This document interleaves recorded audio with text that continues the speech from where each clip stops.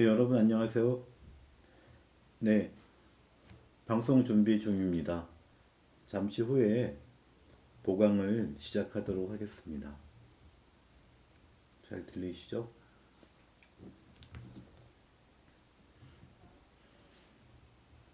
네, 안녕하세요.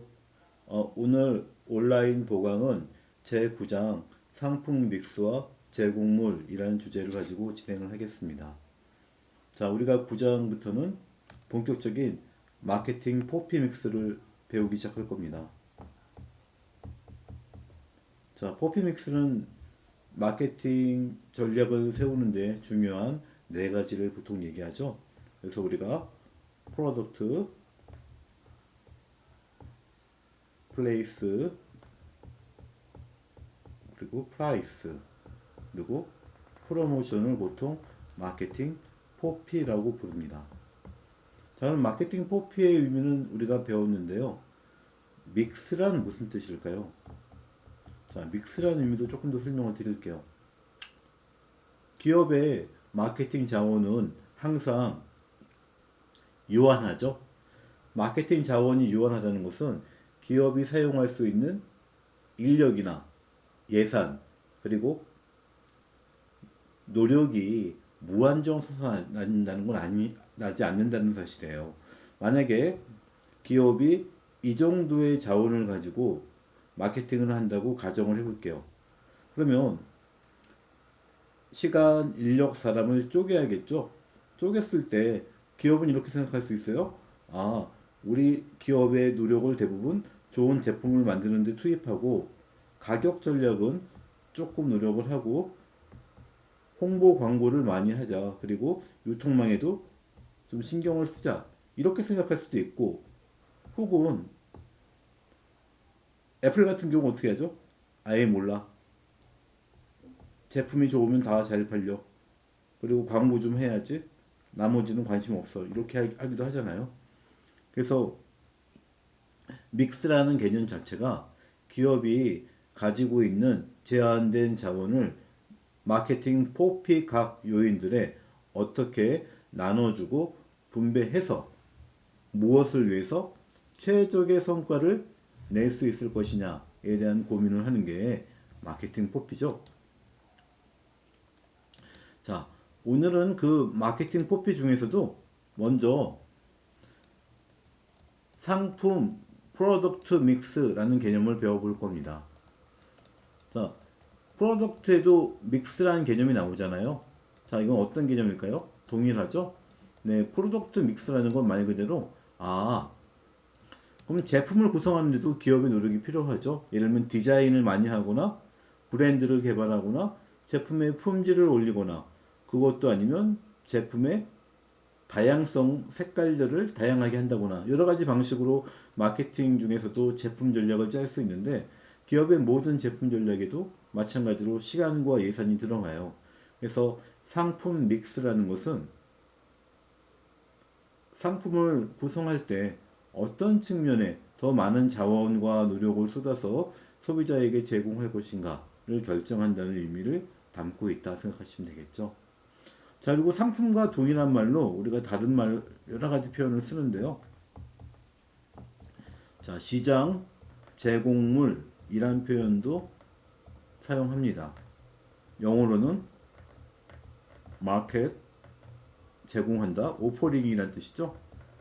자, 사실은 시장 제공물이라는 개념은 상품하고 동일한 의미로 쓰이기도 하지만 조금 더 담고 있는 의미는 깊어요. 다양해요. 어떤 의미냐면 마켓 오퍼링이라는 표현을 쓸 때는 쉽게 생각하면 기업이 시장에 혹은 소비자에게 제공할 수 있는 제공 가능한 모든 것들이라는 의미를 담고 있죠. 제공 가능한 모든 것이란 무엇이냐? 사실은 우리가 상품으로만 얘기하면 어떻게 보면 서비스나 제품에 국한되는 그런 우리도 알지 못하는 제약이 있을 수 있어요. 하지만 실제로 마케팅하고 상품을 판매한다면 상품뿐만 아니라 부가적인 서비스 제공해야겠죠. 그리고 원래 계획에 없던 예를 들면은 추가적인 디스카운트 할부도 해줘야 되고 생각보다 상품 파는데 고객이 원하는 것들을 다 들어주면 상품 그 이상의 노력이 들어가거든요. 그래서 시장 제공물이라는 것은 그런 의미예요. 물리적인 상품보다 조금 더 넓은 개념에서 소비자가 원하는 것들을 모두 제공하는 것이 뭐다? 바로 상품이다. 라는 뜻을 가지고 있습니다. 자, 그러면 우리가 본격적으로 수업을 시작하기 전에 출석 잠깐 링크를 말씀드릴게요. 네, 지금 채팅창으로도 링크를 갔죠? 네, 이 링크를 클릭하시거나 아니면 여기 QR코드가 있죠? QR코드를 찍으시거나 그것도 아니면 url.kr/a5itb2를 채팅창에 혹은 윈도우 인터넷 창에 치시면 네, 출석 사이트 넘어갑니다. 자, 그럼 잠깐 출석하는 시간 갖고 다음 수업 진행할게요. 출석하세요. 네.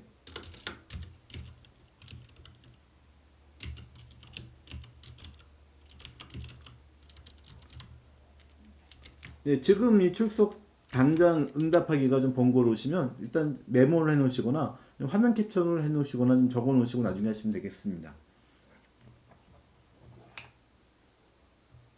자, 그럼 여러분들 출석하시는 동안 자, 우리 다음 자, 상품이란 무엇인가 한번 개념을 살펴보도록 하겠습니다. 자, 우선 상품이란 뭘까요? 자, 마케팅에서는 상품을 일단 상품이라고 한다면 상품은 크게 두 가지 개념을 합친 거예요. 제품과 또 하나는 뭘까요? 당연히 서비스죠. 그래서 보통 상품이라고 얘기할 때는 손에 잡히는 물리적인 형태를 가진 제품, 그리고 물리적인 형태는 없지만 고객이 원하는 것, 서비스, 니즈와 원치를 충족해주는 서비스, 이 두 개를 모두 합쳐서 상품이라고 합니다. 그리고 아까 마켓 오퍼링이라는 개념에서 말씀드린 것처럼 상품이란 고객의 요구나 욕구를 만족시킬 수 있는 거의 모든 것을 상품이라고 얘기합니다. 즉 기업에서 만든 것만이 상품이 아니에요. 최근에 대통령 선거가 앞에 다가오면서 많은 정당들이 자기 당의 대통령 후보를 내고 있죠. 이 대통령 후보라는 것도 정치 상품이라고 볼 수 있어요. 왜? 좋은 대통령을 뽑고 싶어하는 욕구를 만족시킬 수 있는 수단이 되는 거잖아요. 그래서 실제로 상품으로 말씀드리면 단순한 물건이나 서비스뿐만 아니라 경험, 이벤트, 사람, 장소, 재산, 조직, 아이디어 등 다양합니다. 만약에 여러분들이 집에 가다가 신천지를 만났어요. 그럼 신천지는 여러분에게 아이디어를 달고 싶은 거죠? 생각. 우리 교회에 오세요. 신천지에게는 네, 교회에 오라는 것도 상품이 되는 거고요. 장소. 여러분 많이 보셨죠? 신혼여행지는 어디로? 네. 몰디브로 가죠. 이것도 네. 몰디브란 장소도 하나의 상품이 되는 거예요. 사람도 당연히 상품이 되죠. 예를 들면 여러분 좋아하는 네, 아이돌들. 서로 내 노래를 들어주세요. 노력하고 홍보하죠. 자기 자신을 파는 거예요. 그래서 상품이라는 것은 마케팅의 대상이 되는 모든 것이다 생각하시면 되겠습니다. 실제로 상품의 분류를 좀 더 체계적으로 분류하는 게 우리가 국제 특허를 낼 때 상품 분류를 사용하기도 해요.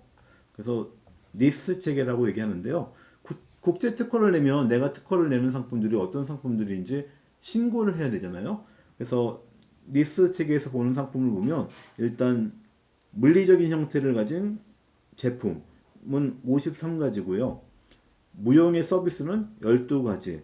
그래서 총 65가지의 상품을 분류하기도 하는데 실제로는 그거보다 훨씬 더 종류가 많다 생각하시면 되겠습니다. 자, 그러면 상품은 어떻게 구성되어 있을까요? 이번 시간에는 상품의 계층과 상품의 수준, 레벨이라는 개념을 한번 보도록 할게요. 자, 마케팅에 유명한 격언이 있는데 사람들이 망치를 왜 살까요? 너무 뜬금없는 질문인가요? 망치가 예쁘거나 망치가 마음에 들어서 사는 사람은 별로 없고요. 대부분 네, 맞습니다. 벽에 못을 박기 위해서 망치를 사죠. 마찬가지로 사람들이 제품을 사는 이유를 보면 아주 기본적인 핵심 혜택부터 추가적인 혜택까지 상품이 다양하게 뻗어나갈 수가 있어요. 그걸 우리가 상품의 수준이라고 얘기를 합니다. 자, 우리가 상품의 수준을 이해해야 되는 이유는 뭘까요? 크게 두 가지가 있는데, 우선 상품의 본질이 무엇인지 파악할 수 있어야지 자신이 제공하고 있는 가치에 대해서 기업이 자각할 수 있겠죠. 그리고 더 중요한 것은 이런 가치의 자각을 기반으로 기업은 무엇을 할 수 있을까요? 아, 내가 어떤 방식으로 가치를 바꾸면은 차별화가 가능하고 경쟁사보다 더 나은 제품을 공급할 수 있을까에 대해서 답을 얻을 수 있죠. 그래서 우리가 상품을 만들 때 물론 상품을 만드는 것은 굉장히 힘들고 노력이 많이 들어가는 과정이지만 상품을 만들기 이전에 상품을 통해서 너가 어떤 가치를 제공할 수 있는지 먼저 점검해 보는 것이 필수적이다라고 얘기를 하고 있습니다. 그리고 상품의 가치를 보시면 우선 가장 기본적으로 핵심 혜택, core value라는 게 존재하고요. 핵심 혜택, core value는 그 제품이 망치가 못을 뚫기 위해 존재하는 것처럼 그 제품이 가장 기본적으로 제공해야 되는 가치예요. 그리고 기본 제품은 그 코어 밸류를 구현하기 위해서 제품이 기본적으로 갖춰야 되는 형태. 그리고 기대 제품은 사람들이 제품을 구매할 때 기대하는 것들이 많이 있죠. 예를 들면 망치는 못을 잘 박히는 것뿐만 아니라 튼튼해야 되죠. 그리고 손목에 무리가 안 가도록 적절한 무게를 갖춰야 되잖아요. 그런 것들을 기대 제품이라고 하고요. 확장 제품들은 제품의 어떤 추가적인 요소나 추가적인 기능들을 부여하는 것들을 얘기합니다. 그리고 잠재 제품은 가장 광의의 개념인데요. 지금 당장은 구현되어 있지 않지만 언젠가 새로운 가치를 붙이거나 추가적으로 구현될 수 있는 기능을 우리가 잠재 제품이라고 불러요. 자, 제가 설명은 드렸지만 알 듯 하면서도 모를 듯하고 좀 혼란스럽죠? 그래서 여러분들이 잘 알고 있는 스타벅스 사례를 가지고 지금 말씀드린 걸 한번 다시 설명을 드릴게요. 자, 우선 여기 스타벅스 로고가 있죠? 여러분이 알고 있는 세이렌, 녹색 이너 로고하고 좀 다르죠? 아, 이거는 미국 시애틀에 있는 스타벅스 1호점에서 자신들의 역사와 전통을 간직하기 위해서 만들어 놓은 로고인데요. 스타벅스가 처음 생겼을 땐 로고가 이렇게 생겼어요. 네, 우리 이노 아줌마가 꼬리가 두 개나 있는 건 똑같은데 그렇게 뭐 세련된 이는 아니셨죠? 네, 이건 뭐 사정이고요. 자, 스타벅스를 기반으로 우리가 스타벅스의 코어 밸류는 뭘지 한번 생각을 해볼게요. 코어 밸류는 고객이 원하는 기본적인 가치잖아요. 여러분 스타벅스 왜 가죠? 시험 때? 커피 먹으면서 기분 전환을 하거나, 그쵸? 좀 잠깐 휴식을 취하거나, 이걸 위해서 하잖아요.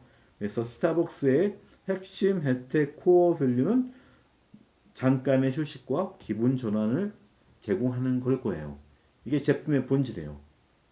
그리고 이 핵심 혜택을 전달하기 위해서 기본적으로 구성되어야 되는 제품은 커피라는 음료겠죠.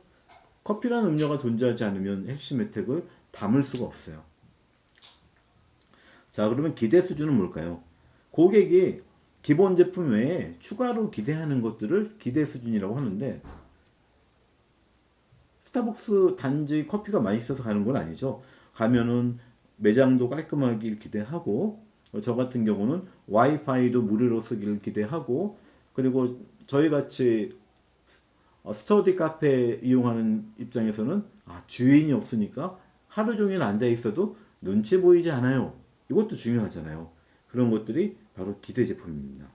자, 그럼 핵심 제품이 기본 제품으로 확장되고 다시 기대 제품으로 확장됐는데 네 번째는 확장 제품이라는 게 있어요. 이건 뭐냐면 추가된 가치예요. 추가된 가치인데 스타벅스만의 특별한 가치들이 있죠. 예를 들면 마일리지 프로그램을 운영한다든지 아니면 스타벅스 가면 바리스타가 친근하게 내 닉네임도 불러주잖아요. 그래서 좀 더 인간적인 유대를 느낀다든지 그리고 텀블러 모으는 거 좋아하시죠? 예쁜 텀블러 구경하고 살 수 있다든지 이런 것들은 커피와 직접적인 관련은 없지만 커피에서 파생되면서 하나의 상품으로 구현되는 경우죠. 그럼 커피라는 개념이 굉장히 커진 거예요. 상품 개념이. 자, 그리고 잠재 제품은 마지막 제일 큰 개념인데 아직까지는 그 기능이나 가치가 없지만 향후에 특별한 가치나 특별한 어떤 상품이 추가돼서 더 큰 개념으로 미래에 등장할 수 있는 잠재적인 것들이죠. 예를 들면은 스타벅스 밤에 안 가시죠? 커피 먹으면 잘 안 오니까. 그래서 아마 스타벅스 사장님은 이렇게 생각할 수 있어요. 스타벅스는 밤에 와인을 팔아서 우리 가게가 판매하는 제품들을 늘려야겠다. 그렇죠? 그래서 와인을 판매한다든지 우리가 그리고 또 스페셜티 커피 더 비싼 원두를 사용한다든지 그리고 바리스타가 이제 AI가 들어와서 소비자가 원하는 개개인의 맞춤형 음료를 만들어 준다든지 이런 것도 충분히 가능하겠죠. 자, 이런 것들 우리가 잠재 제품이라고 얘기를 합니다. 그래서 마케팅 대가인 코틀로 교수가 주장한 것은 모든 제품들은 핵심 혜택에서 시작하지만 시간이 지나고 경쟁이 강화되고 소비자의 니즈가 복잡하게 발전할수록 어떻게 된다? 확장한다는 거예요. 제품의 개념이. 제품의 경계선이. 당연히 이렇게 확장되면 제품의 본질만 달라질 뿐만 아니라 경쟁자도 바뀌겠죠.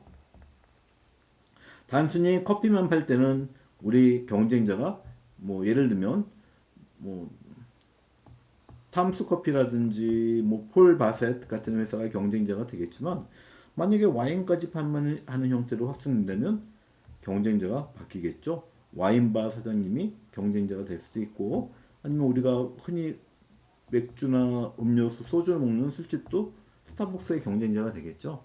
그래서 제품의 가치를 어떻게 확장하느냐에 따라서 경쟁도 바뀐다라는 얘기를 확인할 수 있습니다. 자, 그리고 상품은 워낙 종류가 많기 때문에 여러 가지 관리 목적, 어떻게 시장을 관리할 것이냐, 그리고 상품이 가지고 있는 고유한 특성, 아, 얘는 좀 다른 것 같아, 다른 상품이랑. 이런 거에 따라서 상품도 분류를 하죠. 자, 우선 상품의 가장 첫 번째 분류는 이거예요. 물리적인 상품, 즉, 제품과 서비스로 분리를 하죠. 사실 제품과 서비스는 뭐 기업이 제공하는 시장 제공물이라는 측면에서 동일하지만 굉장히 큰 차이가 있죠. 우선 서비스만이 갖고 있는 특성들이 있어요. 뭐 이 부분은 나중에 다시 상세히 말씀드리겠지만 오늘 우선 간단히 말씀드리면 첫 번째 무형성이죠. 뭐가 없다? 서비스는 눈에 보이는 형태가 없어요. 그렇죠? 비분리성. 자, 비분리성은 뭐냐면 서비스를 제공하는 서비스 제공자, 종업원이죠. 제공자와 서비스를 제공받는 고객이 따로 떨어질 수가 없어요. 자, 여러분이 안마 서비스를 받는다고 가정해 보세요. 안마 하시는 분과 안마를 받는 고객들이 서로 관련 없이 따로따로 있을 수는 없죠. 근데 제품은 그게 가능하죠. 공장에서 컴퓨터를 만드시는 분은 우리는 몰라요. 하지만 컴퓨터를 사는 데는 문제가 없지만 서비스는 서비스 제공자와 이용자인 고객이 분리 자체가 안 된다는 특징이 있고요. 그리고 이질성이라는 것은 뭐냐면 그때 서비스 품질이 달라요 라는 뜻이죠. 왜 다를까요? 사람이 제공하니까 다를 수밖에 없죠. 매번 서비스를 할 때마다 우리가 스타벅스 가보면 커피 만드시는 분이 똑같지는 않잖아요. 뭐 파트타임 근무 시간에 따라 달라지기도 하고, 그렇죠? 그리고 낮과 밤에 따라 달라지기도 해요. 그리고 똑같은 사람을 만났다고 하더라도 서비스 제공하는 사람이 똑같은 사람이 아니에요. 왜 그럴까요? 기분이 다르거든요. 예를 들면 기분 좋은 일이 있으면 더 많이 웃고 더 친절하게 서비스를 해주겠지만 여자친구랑 싸웠어. 기분이 나빠. 그러면 서비스에도 그 기분 나쁨이 묻어나게 되거든요. 그래서 이질성이라는 것은 서비스 제공자나 시간, 상황에 따라서 서비스의 품질 수준이 매번 달라진다는 거예요. 이건 좀 큰 문제죠. 우리가 일정한 수준의 서비스에 대한 기대를 가지고 있는데 어떨 때는 기대를 충족시키기도 하지만 어떨 때는 기대 이하의 서비스를 받는다면 그 기업, 점포는 신뢰할 수가 없는 거잖아요. 그래서 품질에 관해서 중요한 문제예요. 자, 그리고 마지막에 소멸성은 뭐냐면 서비스는 재고라는 개념이 없어요. 안 팔리면 그냥 날아가요. 네, 그게 소멸성입니다. 대한항공 비행기를 타고 휘 우리가 제주도를 날아가는 경우를 생각을 해볼게요. 그런데 재밌는 거는 어떤 날은 이 비행기에 10명이 타고 있을 수도 있고 어떤 날은 손님이 많아서 100명이 탈 수도 있어요. 그러면 10명이 탄 날은 자리가 텅텅 비겠죠? 그럼 자리를 다 채울 때까지 여러분들이 출발 안 할 수 있나요? 대한항공이 그럴 수 없죠. 시간 되면은 바로 가야 돼요. 즉 재고를 보관하거나 소비를 뒤로 늦추거나 이런 것들이 불가능하죠. 그걸 우리가 소멸성이라고 얘기합니다. 그래서 우선 제품과 서비스만 보더라도 이렇게 많은 차이가 있어서 우리가 마케팅을 할 때 사실 구분해서 마케팅을 해요. 최적의 마케팅 방법이 다 다릅니다.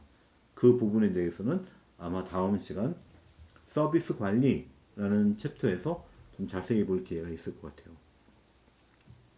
자, 두 번째 분류는 내구재와 비내구재로 분류하기도 하죠. 내구재는 튼튼해. 고장이 안 나. 그래서 오래 쓰는 걸 얘기하죠.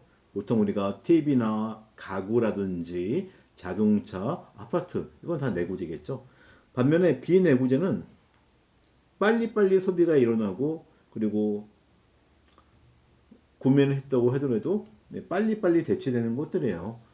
예를 들면 여러분들이 아무리 아껴 먹어도 컵라면을 하루 종일 먹을 수는 없겠죠. 5분이면 먹겠죠. 저는 3분 컷이지만. 그래서 내구재와 비내구재 대상을 합니다. 자, 내구재와 비내구재 구분이 중요한 이유는 뭘까요? 뭐 여러 가지 있지만 제일 큰 이유는 구매 주기 차이예요. 예를 들면 10년에 한 번 사는 TV를 팔 때와 하루에 10번도 파는 과자를 팔 때 마케팅 방법이 당연히 다르겠죠. 네, 그래서 이것도 중요한 이슈입니다. 자, 그리고 누가 사는가에 따라서 B2C, B2G, B2B로 나누죠. B2C는 일반 고객, 커스터머, B2B는 기업이 기업에게 파는 경우, B2G는 기업이 정부, 거버먼트에게 파는 경우를 얘기합니다. 자, B2C, B2B, B2G 구분은 왜 필요할까요? 소비자 구매 행동이 달라서 그래요. 지난 시간에 배웠죠? 만약에 여러분이 10만 대의 노트북을 판다면 B2C는 10만 명을 만나서 팔아야 돼요. 뭐 광고를 하든 이벤트를 하든 뭐 온라인으로 팔든 그렇죠? 하지만 B2G 대한민국 정부에 파는 경우를 생각해 보세요. 사실 노트북 컴퓨터의 가장 큰 구매 고객은 정부거든요. 대한민국 정부는 1년에 60만 대씩 네, 노트북을 사서 동사무소나 국립대학교나 정부기관에 나눠주는데 보통 1년에 한 번 입찰로 보통 60만 대를 다 구매해버리거든요. 야, 그러면 당연히 우리가 이삭 줍는 것처럼 일반 고객에게 파는 마케팅과 한 명의 키맨, 중요 인물에게 파는 마케팅 방법은 완전히 체계나 방법도 달라지겠죠. 자, 그걸 우리가 고려해야 된다고 얘기를 합니다. 마지막으로 이 상품의 특성에 따라서 분류하기도 하는데 이것도 굉장히 재밌어요. 우리가 소비재들은 크게 네 가지 특성으로 분류가 된다고 얘기를 해요. 바로 편의품, 컨비니언스, 그리고 선매품, 쇼핑 프로덕트, 전문품, 스페셜티 프로덕트, 비탐색품, 언소트. 언소트라는 게 찾지 않는다는 뜻이죠. 네 가지가 있습니다. 자, 우선 편의품, 선매품, 전매품, 비탐색품이 어떤 것들이 있는지 우선 종류를 보고 추가적인 설명을 드릴게요. 자, 여기서 TV는 뭘까요? TV는 그리고 샴푸는 뭘까요? 우선 샴푸는 우리가 컨비니언스라고 얘기합니다. 컨비니언스라면 앞에서 얘기했던 네, 편의품이죠. 자, 샴푸는 어떻죠?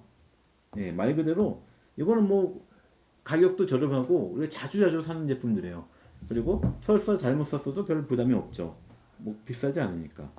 자, 근데 쇼핑품 같은 경우는 자, TV를 1년에 한 번씩 바꾸는 사람 없죠? 네, 비교적 주기는 길지만 그리고 비교해 가면서 신중하게 사요. 자, 그렇다면 이런 명품은 어떨까요? 이런 명품들은 좀 특이한 성향이 있는데 사람들이 무조건적인 로열티를 가지고 있죠, 브랜드에.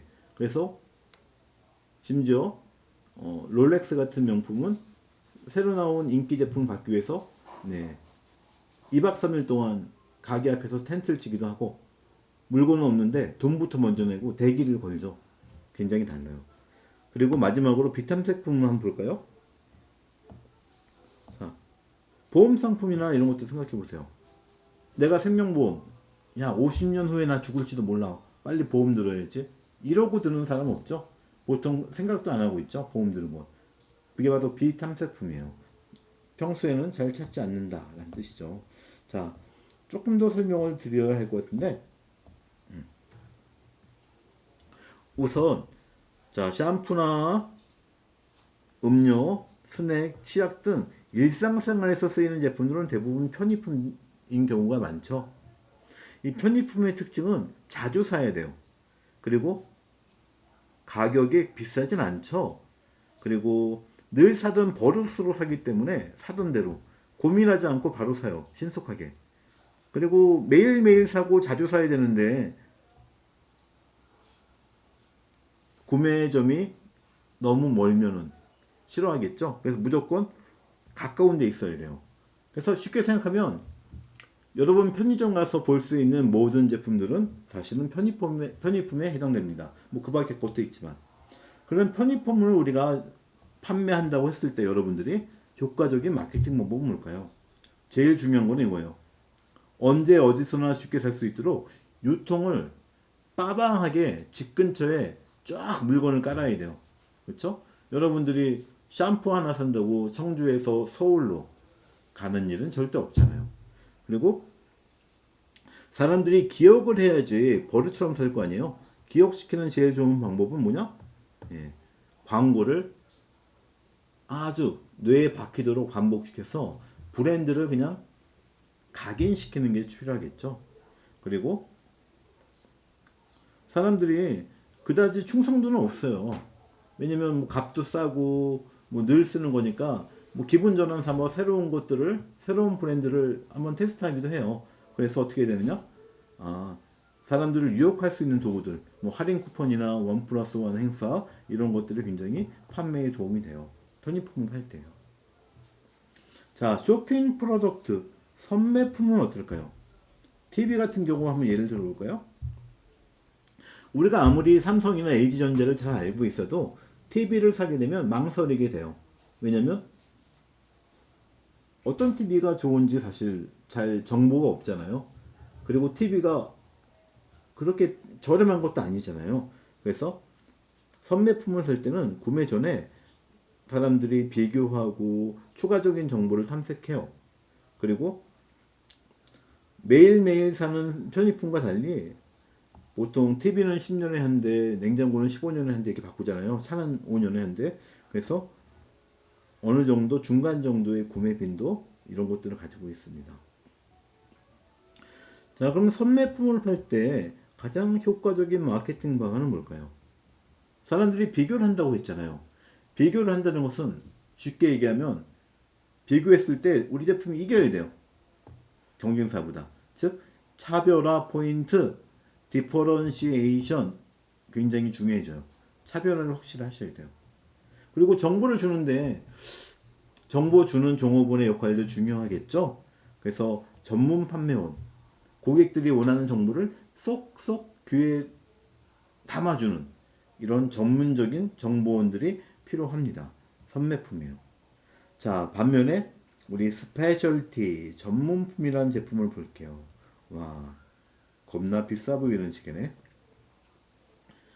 자, 전문품은 쉽게 생각하면 이미 어렸을 때부터, 돈이 없을 때부터, 내가 물건을 살 엄두도 못 낼 때부터 이미 그 제품은 내 마음속에 픽되어 있어요. 내 인생의 드림 이런 거죠. 여러분도 남자들 보면 남학생들은 보통 드림카가 있어요. 나중에 취업하고 내가 돈 벌면 포르쉐는 몰아야지. 그렇죠? 여성들도 자기만의 드림 브랜드가 있죠. 샤넬 명품 가방을 하나는 차야지. 까르띠에 반지를 결혼식 때 받아야지. 이런 것들이 있잖아요. 그게 다 전문품이에요. 전문품은 아주 강력한 브랜드 선호도가 이미 있어요. 얼마나 강력하면은 가격이 2천만 원이 돼도 가방 하나에 갖고 싶어요. 그리고 매일 고장나서 포르쉐가 서비스 센터에 들어가는 거 알지만 그래도 갖고 싶어요. 왜? 품질이 중요한 게 아니거든. 내가 갖고 싶은 욕망. 그 욕망이 품질에 대한 평가를 압도하거든요. 그리고 어차피 비싸고 좋은 거 알아. 그래서 가격이 비싼 건 당연하다고 생각합니다. 별로 거부감이 없어요. 자, 그러면 이런 전문품을 판매하기 위해는 어떤 마케팅 방법들이 필요할까요? 제일 중요한 건 이거죠. 네. 도저히 대체 불가능한 브랜드 파워. 이거 아니면 안 돼. 이런 인식 심어주는 게 제일 중요하죠. 그리고 이거는 아무나 갖는 게 아니야. 특권 의식을 소비자들이 가질 수 있게 해줘야 돼요. 그리고 이성적인 광고는 필요가 없어요. 뭐 제품이 좋아요, 품질이 좋아요. 그런 얘기는 100번 해야 소용없어요. 다 알고 있거든. 그 대신 뭘 해야 되느냐? 감성. 이 제품을 가진 당신은 really special. 당신은 정말 특별한 존재. 다이아몬드는 영원히. 특별한 순간을 같이 하는 위스키. 이런 느낌 줘야겠죠? 감성적 광고가 잘못했다는 거예요. 자, 마지막으로 우리가 비탐색품 언소트 안 찾아요 제품이에요. 우선 안 찾는 이유가 중요해요. 왜 사람들은 뭐 보험 서비스나 장례 혹은 긴급 위로 서비스 이런 것들을 찾지 않을까요? 평소에 구매하려고 하지 않을까요? 필요가 없어서? 그건 아니죠. 자, 사실 병원이나 장례 위로 서비스가 필요하지 않은 사람은 없죠. 누구나 필요해요. 근데 사람들은 평소에 이걸 안 찾는 이유는 두 가지인데, 첫 번째, 일반적으로 이런 상품들을 떠올리는 거는 약간 거부감이 들고 불편해요. 별로 유쾌한 기억을 주는 상품들은 아니잖아요. 네가 아프면은 병원비를 받을 수 있어. So what? 아프기 싫은데. 그렇죠? 그리고 두 번째 이유는 대부분의 사람들에게 당장 자신이 돈을 써야 할 만큼 시급한 일이 아니라고 생각해요. 내가 안 아픈데 보험료를 왜 내? 미리. 바보 아니야? 이렇게 생각을 한다는 거죠. 자, 그래서 비탐색품을 판매하는 방법은 뭐냐? 사실은 명확하고 하나밖에 없어요. 적극적인 인적 판매. 사람이 판매원이겠죠? 고객을 만나서 아주 열렬히 설명을 해야 돼요. 왜 필요한지. 그래서 여러분 보험 설계사가 여러분을 만나면은 보험 설계사는 아주 잘 준비된 자료를 가지고 있어요. 통계 자료 그리고 여러 가지 여러분의 소득자를 가지고 있고 여러분이 보험을 가입하도록 설득하기 위해서 1시간, 2시간도 마다하지 않죠. 그리고 서울에 있는 판매원이 청주까지 와서도 기꺼이 하루 종일 설명하고 이번에 설득 안 되면 다음 주 약속 잡아서 한 번 더 설득해요. 그래서 비탐색품을 판매하는 가장 좋은 방법은 적극적인 인적 판매가 최선의 방법이라고 얘기를 하고 있습니다. 자, 상품의 4가지 특성 우리가 지금 약간 배웠는데요. 어떠세요? 그럴듯한가요? 네. 자, 그럼 이번 시간엔 이어서 우리가 상품에서 어떻게 보면 제일 중요한 주제라고도 할 수 있는데 차별화라는 주제를 가지고 한번 얘기해 볼게요.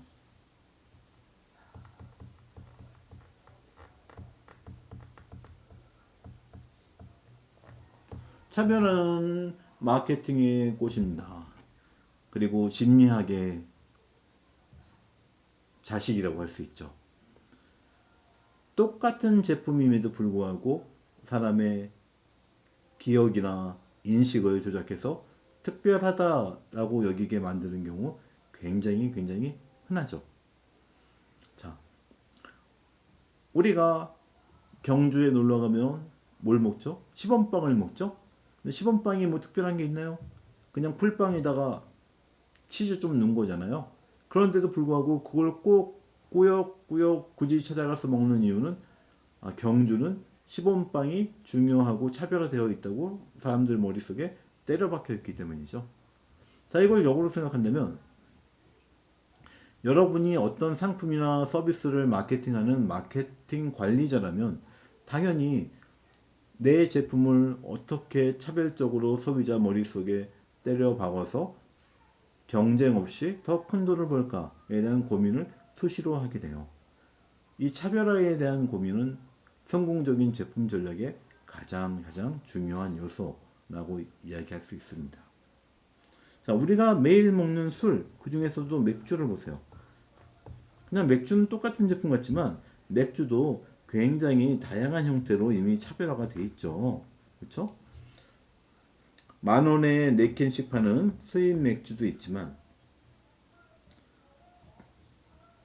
대형 마트에 가보면 이렇게 박스 단위로 싸게 파는 맥주도 있고, 그리고 맥주의 온도를 아주 시원하게 내려서 보기만 해도 땡기게 하는 맥주도 있고요. 또 어떤 맥주는 흑맥주처럼 제품 자체의 특성이나 사양을 차별화하기도 하고, 또 어떤 맥주는 우리는 다른 데에서 구하기 힘든 희소한 맥주야, 희소한 인디 맥주라는 걸 주장해서 자신을 바꾸기도 하잖아요. 자, 그렇다면 제품은 어떤 방식으로 차별화가 가능할까? 트랄랄랄라 트랄렐로. 네. 자, 제품의 차별화 방법을 한번 설명을 해볼게요. 여러 가지 방법이 있는데 첫 번째는 우선 제품의 물리적인 형태를 차별화하는 거예요. 그리고 제품의 특징과 사양을 차별화합니다. 그리고 품질 수준도 달리할 수 있어요. 그리고 내구성도 바꿀 수 있죠. 그리고 소비자가 제품에 대해서 느끼는 신뢰성도 차별화 요인이 되고 있습니다. 그리고 유지 보수 가능성, 고장나면 고쳐주는지, 언제까지 고쳐주는지, 이것도 하나의 부가 상품이 되면서 차별화가 되겠죠. 제품의 디자인과 스타일 중요하죠. 그리고 내가 원하는 욕구를 얼마나 맞춰주느냐, 이런 것들이 있습니다. 근데 중요한 거는 이게 절대적인 게 아니라 제가 지금 말씀드린 건 다 그냥 예시일 뿐이에요. 그 밖에 여러분이 창의성을 가지고 창의적으로 기발하게 마치 보랏빛 소처럼 다양한 방식으로 얼마든지 차별화가 가능하다 생각할 수 있습니다. 자, 한번 예를 들어 볼게요. 자, 우선 우리가 쌀이라는 제품들을 한번 생각을 해볼게요. 누구나 쌀을 먹죠? 옛날에 쌀은 가마니라는 봉투에 들어가 있었어요. 집으로 지은 봉투죠. 근데 이 안에 들어가면 뭐 상표도 없고 브랜드도 없고 어떤 쌀이 있는지 몰라서 아주 예전에는 경기도에서 난 쌀이나 서울이나 경상도, 제주도에서 나는 쌀이 모두 똑같은 취급을 받았어요. 그냥 쌀이에요. 차별화가 안 됐죠. 지금은 어떻게 돼 있죠? 우선 물리적인 형태가 다양하게 차별화되죠. 예를 들면 10kg도 있고 20kg 포장도 있고, 그렇죠? 여러 가지 형태로 쌀이 차별화되고 있습니다. 쌀의 특징과 사양도 차별화되어 있죠. 예를 들면 오리쌀 같은 게 존재하잖아요. 농약을 치지 않고 오리가 해충을 꽥꽥꽥, 네, 해충을 쪼아 먹어서 친환경 쌀이다, 이런 것도 있고, 그렇죠? 그리고 여주 이천 같은 경우는 임금님 쌀은 무슨 얘기를 하죠? 예전에 세종대왕이 와서 먹었던 쌀이야. 진짜인지 모르겠지만 이렇게 차별하기도 합니다. 자, 품질 수준을 가지고 차별화하는 것도 가능하죠. 최근에는 완전히 도정을 한 백미뿐만 아니라 건강을 위한 현미 이런 것도 있고요. 그렇죠? 쌀의 품종에 따라서도 뭐 일본 쌀이냐 아니면 어떤 품종이냐에 따라서도 쌀이 다양하게 차별화돼서 상품화되고 있는 거 볼 수 있어요. 자, 그리고 내구성에 관한 것도 있죠. 예를 들면 이렇게 비닐봉지에 우리가 패키지를 하면 오래 보관 못하니까 병에다가 담아서 나오는 것도 있고요. 냉장고에 보관하는 용도로 나오는 쌀도 있어요. 당연히 쌀의 보관 기간이 신선하게 먹을 수 있는 기간이 다르겠죠. 자, 신뢰성과 관련해서 쌀에도 신뢰성을 부여한다. 뭐가 있을까요? 네, 쌀에도 브랜드가 붙잖아요. 그래서 보면 뭐 요즘 쌀 봉투에 농부의 얼굴을 네, 로고로 심어놓거나 혹은 원산지 이거는 청원쌀이에요. 청정 청원쌀 이런 식으로 원산지를 강조하거나 신뢰성을 강조하는 경우도 많이 있죠. 자, 유지보수 가능성 이거 쌀에 설명하기 힘든데 기본적으로 그런 거예요. 현대자동차가 미국 시장 갔을 때 쟁쟁한 일본 토요타 닛산과 차별하는 방법이 뭐였을까요? 이거였죠. 일본 차는 5년 보장하는데 우리는 10년 동안 고장이 나면 보장할 거예요. 이런 것들 보장해서 차별을 했잖아요. 쌀도 유지보수와 수리 가능성 같은 것들을 가지고 차별할 수 있을까요?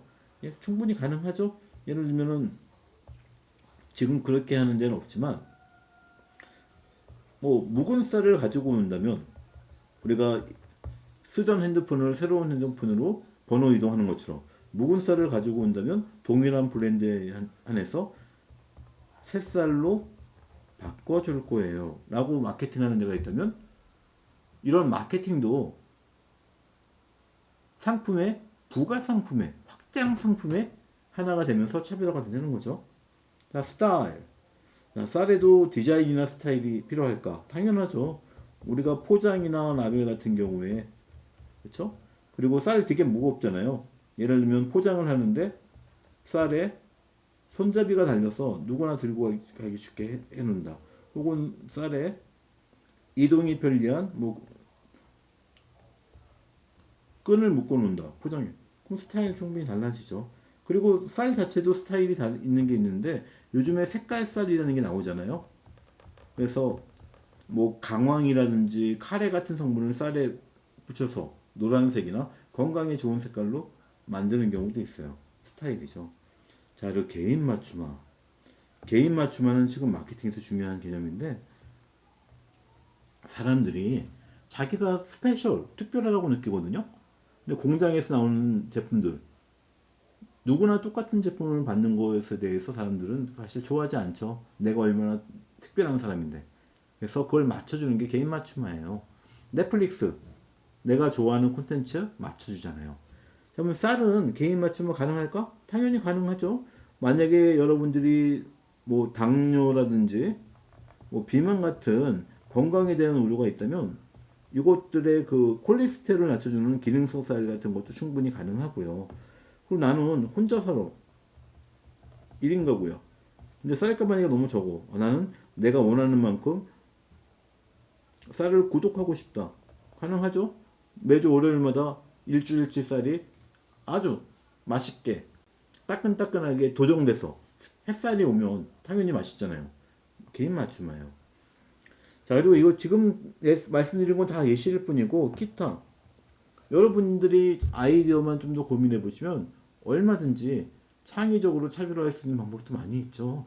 예를 들면은 여러 가지 있지만 기타의 예를 들어 본다면 쌀에 얽힌 특별한 브랜드 스토리가 있어요.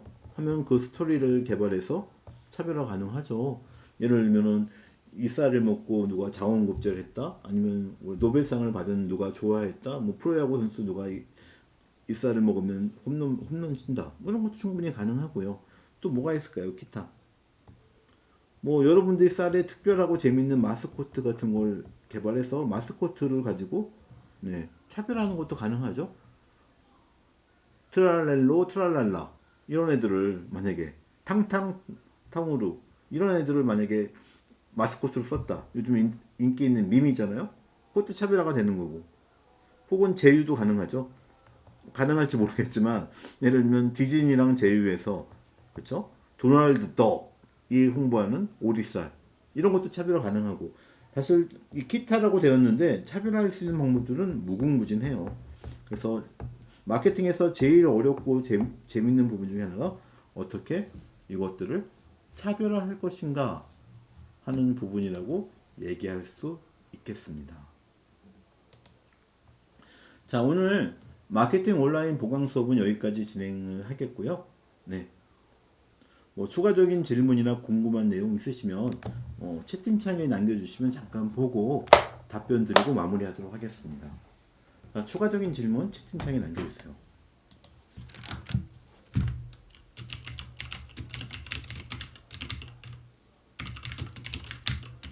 그리고 채팅 기다리면서 잠깐 공지 말씀드리면 내일은 5월 1일 근로자의 날이잖아요.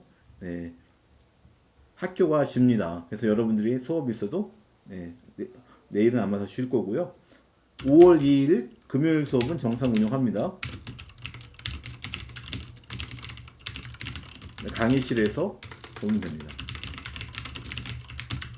그리고 출석 링크 다시 한번 드릴게요. 방송 늦게 들어오신 분들은 이 링크 지금 들어오셔가지고 출석하시면 됩니다. 네. 질문 없으신 것 같아서 이상으로 오늘 보강은 마치도록 하겠습니다. 수고하셨고요. 금요일 날 수업 시간에 뵙도록 하겠습니다. 감사합니다.